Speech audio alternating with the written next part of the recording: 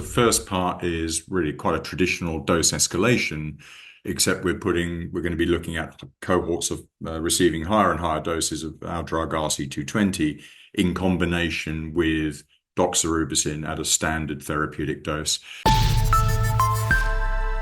Welcome back to the Proactive Studio. Joining me now is Race Oncology Chair Peter Smith to discuss the ethics green light the company has received from the Bellberry Human Research Ethics Committee. Peter, it's nice to meet you.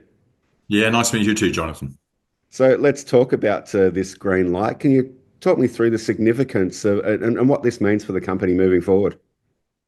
Yeah, so the Human Research Ethics Committee approval from Bellberry it's basically a gate that we have to go through in order to start our clinical trial. Just as a little bit of background, what it's there to do is to make sure that all the documentation around the trial is accurate and to a high quality, and they're really looking after the patient to make sure that they're not going to be exposed to any unnecessary risks, inconvenience, or suffering. And they look at everything from the number of blood samples you want to take, the number of times they're going to be x-rayed or put into a CT and exposed to radiation, and obviously things like the quality of the drug. So it's very, very much focused on making sure that the patients are appropriately treated and safe. So, Peter, talk me through this trial that you're about to do and how it will be structured, the key objectives, and where this ethics committee fits into it. Yeah, so just to remind everybody, we're developing a new formulation of the drug bisantrene, and this new formulation, RC220, is treated as a new drug. So what we're doing now is we're going into a study to establish the safety both of bisantrene itself, or RC220, our formulation, but also the safety of that formulation in combination with doxorubicin, which is a widely used chemotherapeutic. So it's in two parts. The first part is really quite a traditional dose escalation, except we're going to be looking at cohorts of receiving higher and higher doses of our drug RC220 in combination with doxorubicin at a standard therapeutic dose. So what we'll be seeking to achieve is establishing the maximum tolerated dose for the combination of the two drugs together. And then there'll be the second part of the trial, having established that maximum tolerated dose, which will be an expansion cohort where everyone's receiving that hopefully therapeutic dose, where we hope that there'll be an additive effect of RC220 on top of doxorubicin. But also, very, very importantly, and really central to this trial, is establishing greater cardioprotection. Doxorubicin is very toxic to the cardiovascular system, and our thesis is that RC220 in combination will increase the effectiveness of the combination in terms of anti-cancer effect, but reduce the damage to the cardiovascular system. So that's what we're trying to achieve. And also playing a role is the Cancer Care Foundation. What role are they playing, and how does their involvement support what you're doing? Yeah, so it's not really direct support for us as a company, but what they're doing, there's a network of cancer care groups, or like the Miranda Southside Cancer Center, which is the site that's going to be leading our trial.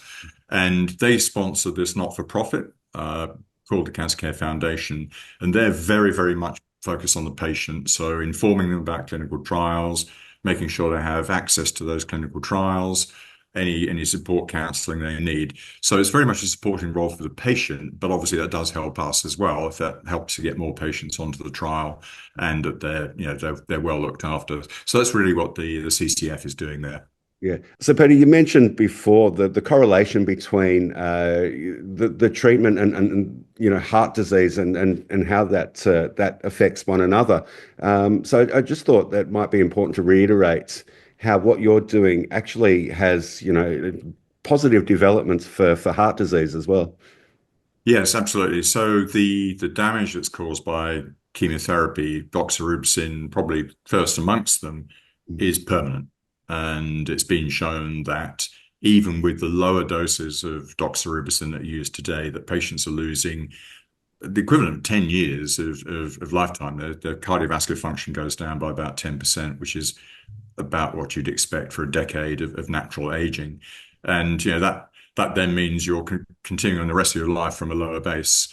So the data that we have, which is preclinical at this stage, obviously, is that, and we understand the mechanism behind this, although it's not published, is that the combination of bisantrene or RC220 in the case of our clinical trial in combination with doxorubicin should reduce that damage.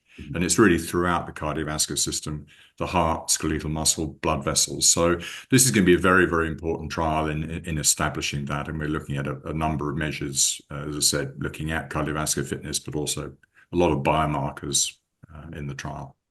And you've touched on it as we've spoken here, but what is next for the company? Yeah, well, clearly, the big one for us is first patient on trial. So site initiation. There's a little bit of basically admin that needs to be done before that. Hopefully, that won't take very long at all. Then site initiation, and then we'll be able to bring patients on. We're going to have 4 sites in Australia, and those we hope will be on this half year. The Korean sites, we've got 4 sites in Korea, very, very well regarded clinical centers in Korea, 2 in Hong Kong, and they'll take longer. I mean, as you can imagine, there's translation that needs to take place of all these big documents, but also the ethics processes there may take longer as well. So we're expecting those to be coming online in the second half of the year primarily. So plenty to look forward to. Peter, thanks for your time. Thank you very much indeed. Thanks, Jonathan.